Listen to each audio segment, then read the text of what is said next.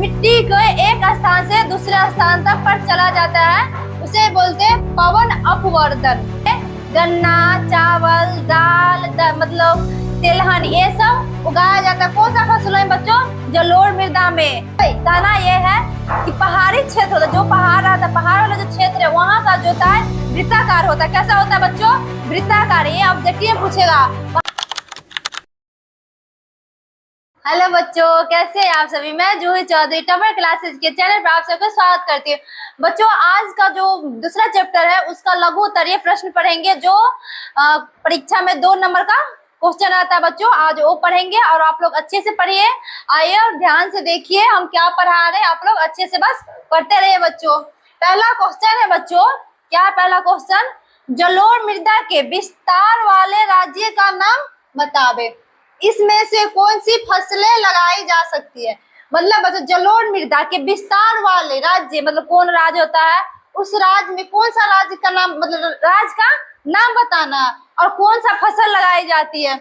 बच्चों देखिए क्या है, जलोढ़ मृदा के विस्तार वाले राज्य, मतलब जलोढ़ मृदा के विस्तार वाले राज्य। देखते हैं बच्चों कौन कौन सा राज्य है, पहले उसको देखेंगे और कौन कौन सा फसल वहां पर होता है। पहला है उत्तर प्रदेश का बच्चों, उत्तर प्रदेश। दूसरा है बिहार, फिर उसके बाद है पंजाब, गुजरात, राजस्थान, हरियाणा, पश्चिम बंगाल तथा असम। बच्चों ये सब राज्य में क्या होता है? जलोढ़ मृदा पाया जाता है बच्चों। आगे देखिए क्या है, इस मृदा में कौन सा फसल के बोलते हैं? फसल, तो कौन फसल होता है बच्चों? गन्ना होता है, चावल होता है, मक्का होता है, दलहन होता है, जैसे फसलों वाले हो सकती है। मतलब कि बच्चों इस मृदा में, मतलब इस मिट्टी में गन्ना, चावल, दाल, मतलब तिलहन, ये सब उगाया जाता है कौन सा फसलों में बच्चों? जलोढ़ मृदा में। बच्चों अब दूसरा क्वेश्चन देखेंगे, समुच्चय कृषि से क्या आप समझते हैं? क्या समझते हैं बच्चों? समुच्चय कृषि से क्या समझते हैं? क्या पहाड़ी क्षेत्रों में मृदा अपरदन को रोकने के लिए वृत्ताकार, क्या बच्चों? वृत्ताकार रूप में खेत की जुताई की जाती है। बच्चों पहाड़ी क्षेत्र में, तो जो पहाड़ी क्षेत्र होता है ना, उसमें कैसा अपरदन है, उसको रोकने के लिए वृत्ताकार रूप में क्या किया जाता है बच्चों? तो जुताई किया जाता है। जैसे अपने सब खेत किया जाता है तो गोल रहता है, किसी कोई नंबर रहता है। इसका यहाँ का खेत जो होता है, पहाड़ी इलाका का जो खेत होता है, वृत्ताकार खेत में क्या करते हैं बच्चों? उसको जुताई करते हैं। इसे ही समुच्चय कृषि के नाम से जाना जाता है बच्चों, इसे ही समुच्चय कृषि के नाम से। बच्चों कहना यह है कि पहाड़ी क्षेत्र होता है, जो पहाड़ रहता है, पहाड़ वाला जो क्षेत्र है वहाँ का जुताई वृत्ताकार होता है। कैसा होता है बच्चों? वृत्ताकार। ये ऑब्जेक्टिव में पूछेगा, पहाड़ी क्षेत्र का मतलब जो है खेत, वहाँ कैसा जुताई होता है? तो वृत्ताकार जुताई होता है। बच्चों अब अगले क्वेश्चन की तरफ बढ़ते हैं। आगे क्या है? तीसरा क्वेश्चन है बच्चों, पवन अपरदन वाले क्षेत्र में कृषि की कौन सी पद्धति उपयोगी मानी जाती है? मतलब पवन जिसको हवा बोलते हैं, वो अपरदन वाले क्षेत्र में कृषि मतलब जो खेत उपजाते हैं उसमें कौन सी पद्धति उपयोगी मानी जाती है, मतलब जिससे यूज करते हैं उसको मानी जाती है। बच्चों देखते हैं आगे। बच्चों पवन मतलब हवा, अपवर्दन मतलब होता है मिट्टी को एक स्थान से दूसरे स्थान तक पर चला जाता है, उसे बोलते हैं पवन अपवर्दन। बच्चों देखिए आगे, पवन अपवर्दन वाले क्षेत्रों में पट्टिका पद्धति उपयोगी मानी जाती है। क्या मानी जाती है बच्चों? पवन अपवर्दन वाले क्षेत्रों में क्या पट्टिका पद्धति क्या बच्चों मानी जाती है, उपयोगी मानी जाती है। इस कृषि में फसलों के बीच घास की पट्टिका लगाई जाती है। बच्चों इस कृषि में फसल जो होता है, फसल के बीच में घास की पट्टिका लगाए, मतलब चारों बगल से फसल रहेगा और बीच में घास का पट्टिका रहेगा। बच्चों आगे बढ़ते हैं। क्या है? चौथा क्वेश्चन है बच्चों, भारत के किन भागों में नदी डेल्टा का विकास हुआ? बच्चों भारत में किन भागों नदी डेल्टा का विकास हुआ?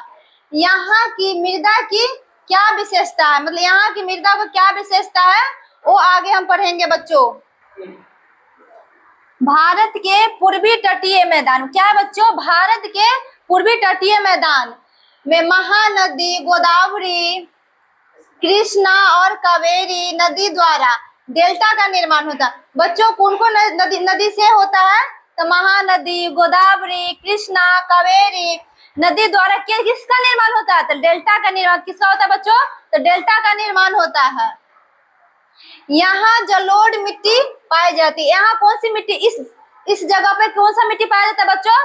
तो जलोढ़ मिट्टी पाया जाता है। यहाँ काफी उपजाऊ होता है, मतलब यहाँ का जो यह काफी उपजाऊ होती है, मतलब यहाँ पर ज्यादा ही उपजाऊ होता है बच्चों, काफी मात्रा में होता है। बच्चों आगे के क्वेश्चन पढ़ेंगे। क्या बच्चों फसल चक्रण मृदा संरक्षण में किस प्रकार की सहायता होता है? बच्चों फसल चक्रण मृदा जो है उसको कैसे हम लोग सुरक्षित रह सकते हैं, कैसे उसको हम अच्छे से उपयोग कर सकते हैं, उसको किस तरीका से रख सकते हैं जिसमें फसल अच्छा उपजाऊ हो। इसीलिए हम लोग क्या इसका क्वेश्चन है फसल चक्रण पर मृदा संरक्षण वो कैसे हम लोग किस प्रकार की सहायता है वो हम पढ़ेंगे। एक क्वेश्चन देखिए बच्चों 2022 में पूछा गया, बच्चों की 2022 में एक क्वेश्चन पूछा गया है। इसका आंसर देखिए, फसल चक्रण के द्वारा मृदा के पोषण स्तर को बरकरार रखा जा सकता है। मतलब बच्चों फसल चक्रण के द्वारा मृदा को क्या कर सकते हैं? पोषण स्तर के द्वारा क्या कर सकते हैं? उसको बरकरार रख सकते हैं, मतलब अच्छी तरीका से उसको रख सकते हैं। किसके द्वारा?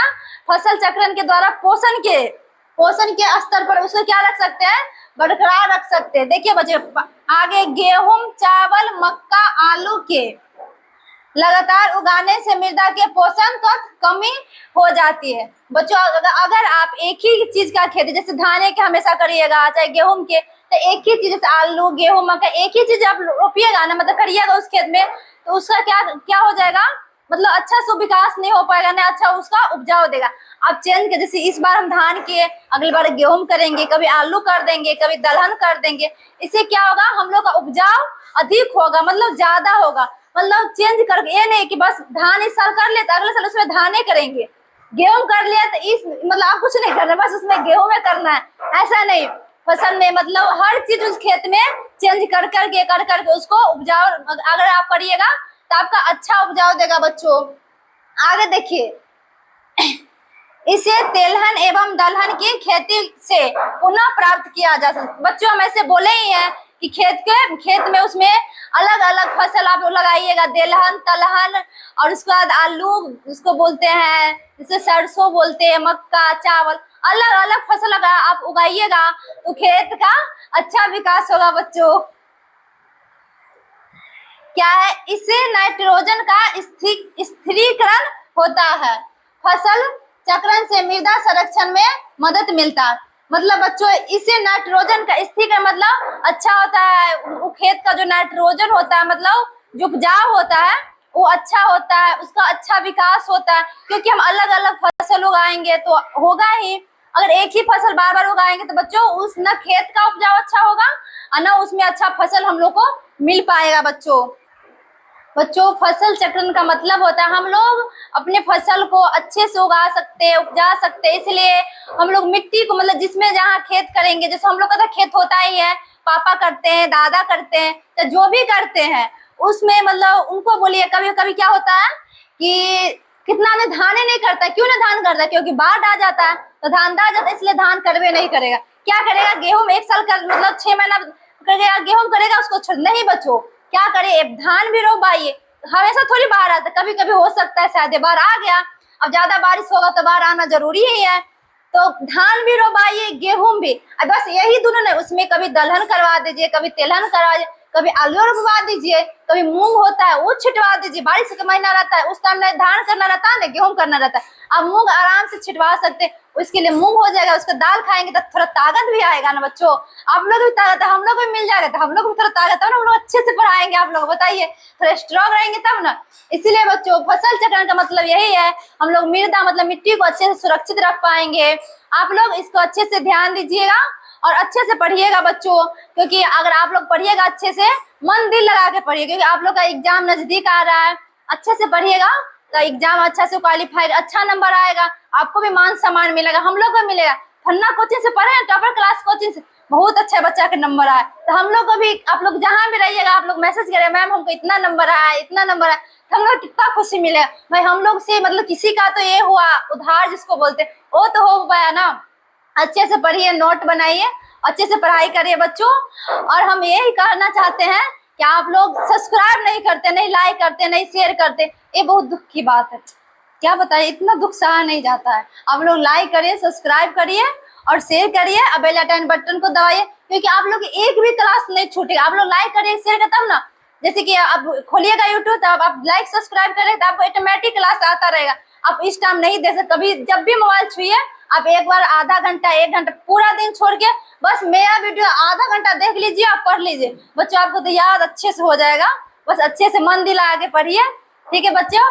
बहुत हो गया, अब अच्छे से आप लोग पढ़िए, हो गया अब तक के लिए। Bye bye, ta ta. आप लोग अच्छे से रहिएगा।